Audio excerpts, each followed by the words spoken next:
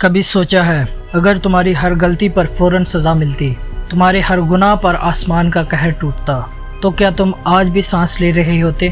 تو پھر یہ جو تمہیں ہر بار سنبھلنے کا موقع ملتا ہے، یہ جو تمہیں ہر بار ڈوبتے وقت کوئی بچا لیتا ہے، یہ صرف تمہاری عقل، تمہارا نصیب یا تمہاری محنت نہیں، یہ رحمت ہے جو تمہارے گناہوں کو چھپا لیتی ہے، جیسے ماں بیٹے کی شرمندگی چھپا لیتی ہے، جو تمہارے دل کے ٹوٹے ہوئے گوشوں سے بھی تمہاری فریاد سن لیتی ہے، بغیر آواز، بغیر لفظ، صرف ایک آنسو سے۔ آج ہم بات کریں گے اسی رحمت کی، واصف علی واصف کے ان لفظوں کے ذریعے جو صرف الفاظ نہیں، روح کی صدا ہے۔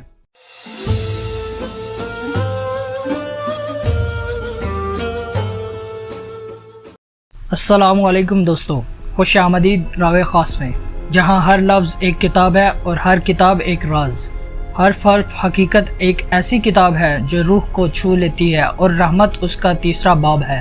یہ باب بتاتا ہے کہ رحمت کیا ہے، یہ ہمیں کیسے بدل سکتی ہے، اور یہ زندگی کے ہر قدم پر کیسے موجود ہے۔ آج کی اس ویڈیو میں ہم ان نکات کو سمجھیں گے جو رحمت کے راز کھولتی ہے۔ نمبر 1، رحمت کی حقیقت کیا ہے۔ نمبر 2، رحمت انسان کو کیسے سنبھالتی ہے۔ نمبر 3، نبی کریم رسول اللہ صلی اللہ علیہ وآلہ وسلم رحمت کیوں کہلائے۔ نمبر 4، رحمت کی طاقت۔ نمبر 5، روزمرہ میں رحمت کا اثر۔ اور لاسٹ پہ نمبر 6، رحمت کیسے حاصل کی جائے۔ چلے ان نکات کو سمجھتے ہیں۔ رحمت کی حقیقت کیا ہے؟ تمہاری ہر سانس، ہر خوشی، ہر لمحہ، کیا یہ سب بغیر اللہ کی رحمت کے ممکن ہوتا؟ اسلام میں رحمت اللہ کی سب سے بڑی صفت ہے۔ اللہ خود کو الرحمن اور الرحیم کہتا ہے، یعنی وہ جو ہر چیز پر رحم کرتا ہے۔ قرآن پاک میں ارشاد ہے، میری رحمت ہر چیز کو گھیرے ہوئے ہے، یعنی تمہاری ہر سانس، ہر صبح کا اجالا، ہر چھوٹی سی خوشی، یہ سب اللہ کی رحمت کے تحفے ہیں۔ واصف علی واصف فرماتے ہیں، رحمت کا تصور پاک ذات کے وجود کا ثبوت ہے۔ اللہ تعالیٰ نے خود عطا فرمایا، یعنی رحمت صرف ایک احساس نہیں، یہ انسان کے ہونے کا زندہ ثبوت ہے۔ رحمت صرف ایک احساس نہیں، یہ اللہ کے ہونے کا زندہ ثبوت ہے۔ اگر یہ رحمت نہ ہوتی تو زندگی صرف ایک کھیل بن جاتی، محنت کرو کامیابی پاؤ، غلطی کرو سزا پاؤ، لیکن رحمت وہ چیز ہے جو اس کھیل کو بدل دیتی ہے۔ یہ تمہیں معافی مانگنے کا موقع دیتی ہے، دوبارہ اٹھنے کی ہمت دیتی ہے۔ یہ تمہیں معافی مانگنے کا موقع دیتی ہے، دوبارہ اٹھنے کی ہمت دیتی ہے۔ رحمت انسان کو کیسے سنبھالتی ہے؟ رحمت صرف اللہ سے نہیں ملتی، یہ ہمیں ایک دوسرے کو دینی بھی ہے۔ ذرا تصور کریں، اگر ہر غلطی کی سزا ہی ملتی، کوئی معافی نہ ہوتی، کوئی دوسرا موقع نہ ملتا، تو زندگی کیسی ہوتی؟ سخت، اداس اور بوجھل۔ لیکن رحمت اسی لیے ہے تاکہ ہم اپنی کمزوریوں سے اوپر اٹھیں اور اپنی خامیوں کو چھوڑ کر آگے بڑھیں۔ واصف علی واصف فرماتے ہیں، رحمت ہوتی ہی انسان کو اس کی بدعمالیوں کی سزا سے بچانے کے لیے ہے۔ اس کا مطلب کیا ہے؟ اس کا مطلب ہے کہ رحمت ایک امید کی کرن ہے، یہ کہتی ہے تم گر گئے ہو لیکن اٹھ سکتے ہو۔ یہ ہمیں بتاتی ہے غلطیوں کے باوجود ہم بہتر ہو سکتے ہیں، خود کو سنوار سکتے ہیں۔ ایک مثال لیجئے، کیا آپ نے کبھی کسی کو معاف کیا اور پھر اپنے دل میں سکون محسوس کیا؟ وہ لمحہ، وہ ہلکا پن، یہ رحمت کا اثر ہے۔ رحمت انسان کو بناتی ہے، یہ ہمارے دل کو نرم کرتی ہے، ہمارے رشتوں کو مضبوط کرتی ہے اور زندگی کو آسان بناتی ہے۔ محمد صلی اللہ علیہ وآلہ وسلم رحمت کیوں کہلائی؟ اگر رحمت کو سمجھنا اور دیکھنا ہے تو رسول اللہ سے بہتر کوئی مثال نہیں۔ قرآن پاک میں اللہ تعالیٰ فرماتے ہیں، اے پیغمبر، ہم نے تمہیں سب جہانوں کے لیے رحمت بنا کر بھیجا۔ اس آیت کا مطلب ہے رسول اللہ کی رحمت صرف مسلمانوں تک محدود نہیں، آپ ہر انسان، ہر مخلوق، یہاں تک جانوروں اور پوری تخلیق تک کے لیے رحمت بن کر آئے۔ آپ کی زندگی اس بات کا عملی ثبوت ہے کہ رحمت کس طرح بڑے اور چھوٹے حالات میں ظاہر ہوتی ہے۔ فتح مکہ رحمت کی ایک عظیم مثال ہے۔ جب رسول اللہ نے مکہ فتح کیا، آپ کے پاس بدلہ لینے کا پورا اختیار تھا۔ وہی دشمن جنہوں نے آپ کو ستایا، جنگیں لڑیں، ہجرت پر مجبور کیا، مگر آپ نے اعلان کیا، آج تم سب آزاد ہو، تم پر کوئی الزام نہیں، حتیٰ کہ انہیں معاف کیا جنہوں نے خاندان کو تکلیف دی، غلام آزاد کیے گئے اور مکہ میں امن قائم ہوا۔ یہ ثابت کرتا ہے کہ رحمت کمزوروں کی نہیں طاقتوروں کی شان ہے۔ اسی طرح واقعہ طائف، جب لوگوں نے آپ پر پتھر برسائے، جوتے خون سے بھر گئے، فرشتے عذاب کی اجازت لینے آئے، مگر آپ نے فرمایا اے اللہ انہیں ہدایت دے، یہ نہیں جانتے کیا کر رہے ہیں۔ بعد میں وہی طائف اسلام لے آئے۔ یہ آپ کی رحمت اور صبر کا نتیجہ تھا۔ واصف علی واصف فرماتے ہیں آپ صلی اللہ علیہ وآلہ وسلم آپ رسولوں میں سے ہیں، آپ ہی مربی متحکم پر ہیں۔ اس کا مطلب ہے کہ رسول اللہ نہ صرف اللہ کے پیغام لانے والے تھے بلکہ ہمارے لیے رہنما اور رحمت کا سرچشمہ بھی ہیں۔ رحمت کی طاقت۔ رحمت صرف دل کو سکون نہیں دیتی بلکہ انسان کو بدل دیتی ہے۔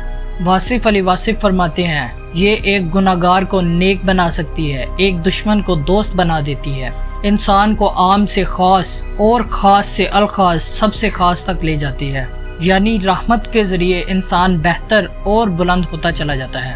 جو لوگ رحمت کو نہیں اپناتے یا اس پر یقین نہیں رکھتے، ان کے پاس دولت تو ہو سکتی ہے لیکن سکون نہیں۔